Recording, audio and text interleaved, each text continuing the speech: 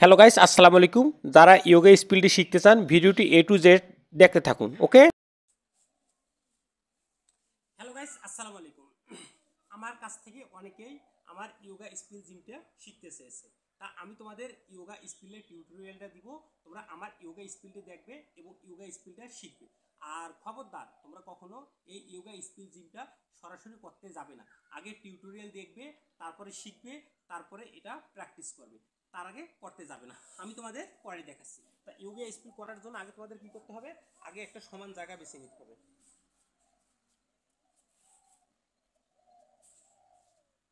এই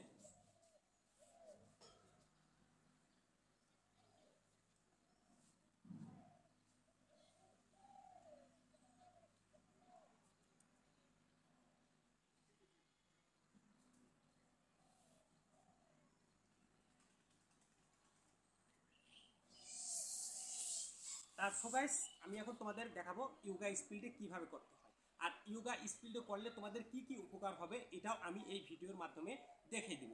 at first তোমাদের শুরু করে দেয় ইয়োগা স্কিলটি করলে তোমাদের কি কি উপকারগুলো হবে। ইয়োগা স্কিলটি করলে তোমাদের কোমরের যত প্রকার সমস্যা আছে সেটা সমাধান হয়ে যাবে। আর তোমার হাঁটুর মধ্যে যে কোনো ব্যথা বেদনা থাকলে সেটা ভালো হয়ে যাবে। আর তোমাদের শরীরের নমনীয়তাটা বাড়বে এবং ফ্লেক্সিবিলিটি তোমরা যুগের পর যুগ ধরে রাখতে পারবে। আর যদিও এটি একটি ইয়োগার মধ্যে পড়ে, কারণ শীতকাল এসেছে, শীতকালে এই জিমগুলো করার গুরুত্ব খুবই অপরিসীম। এই জন্য তোমরা যারা আসো ঘরের ভিতরে বসে আছো, জিম করতেছো না, শুধু কাজই করে যাচ্ছ আর অতিরিক্ত খাবার খেয়ে অনেক মোটা সোটা হয়ে যাচ্ছ, তাদের জন্য এই জিমটা। তা যাই হোক, আমি তোমাদের এখন দেখাবো ইয়োগা স্কিলটা কিভাবে করতে হবে। ইয়োগা স্কিল করার জন্য প্রথমে তোমাকে কি করতে হবে? একটা সমান জায়গা বেছে নিতে হবে। তারপরে স্ট্রং হয়ে দাঁড়াতে হবে। স্ট্রং হয়ে দাঁড়ার পর প্রথম দিন তোমাদের কি করতে হবে?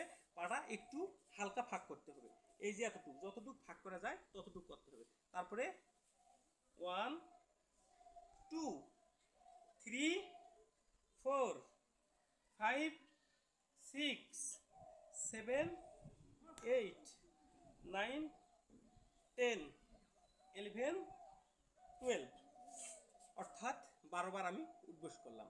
তারপরে আমি চেষ্টা করব আরেকটু বাড়ি দিব, আরেকটু বাড়ি দিব, আরেকটু বাড়ি দেওয়ার পর কি করব? 1 দিয়ে এই যে 2 3 দিয়ে এই যে 4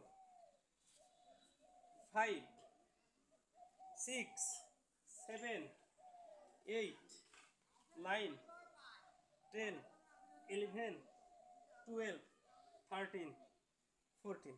তো যাই হোক, আমি কিন্তু তোমাদের টিউটোরিয়াল দিচ্ছি এভাবে করবো। তারপরে একটু পরের দিন আবার এরকম চেষ্টা করবে বসতে, কিন্তু দেখা যাচ্ছে যে তারপরও বসা যাচ্ছে না, তারপরও বসা যাচ্ছে না। এখন তোমরা যদি একদিনে চেষ্টা করো তাহলে কিন্তু এটা কখনোই করতে পারবে না। তার জন্য তোমাদের কি করতে হবে? এক এক দিনে এক একটা ধাপ করে এগোতে হবে। তারপরে তৃতীয় ধাপে চলে যাবে, আবার এরকম করে একটু বসার চেষ্টা করবে। এভাবে করবে 1 2 3 4 1 2 3 4। ওকে। তারপরে এভাবে পরের ধাপে করবে কি? সোজা হয়ে আগে নিবে, নেওয়ার পর এভাবে বসবে, বসবে, বসার পর পাটা এই জায়গায় কিন্তু একটু টাইট করে দিবে। ওকে। তারপরে 1 2 3 4। ওকে। আবার এই পাশে নিবে, পাটা সোজা করে দিবে, এই পাটা বাঁকা করে দিবে, একবারে ভি আকৃতির, একবারে ভি আকৃতির বা এল আকৃতির বলে যেটাই বলো না কেন সেটাভাবে করে দিবে। ওকে। 1 2 3 4 এবং পাটা শক্ত করে ধরে রাখবে। এতে তোমাদের কি হবে? পায়ে যদি কোনো প্রকার জটিলতা থাকে সেটা কিন্তু রিমুভ হয়ে যাবে এবং তারপরের সপ্তাহে আবার সোজা হয়ে ট্রাই করবে। এই যে এভাবে যতটুকু খাওয়া যায় হবে। এই যে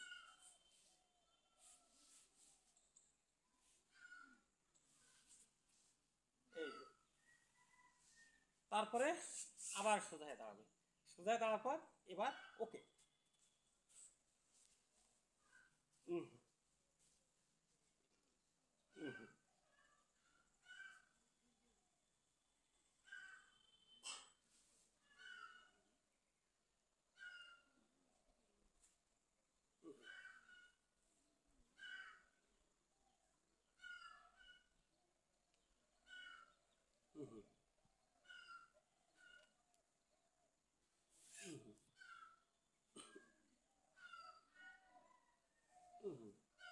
ওকে, এভাবে কিন্তু তোমাদের ইয়োগা স্পিলটি করতে হবে।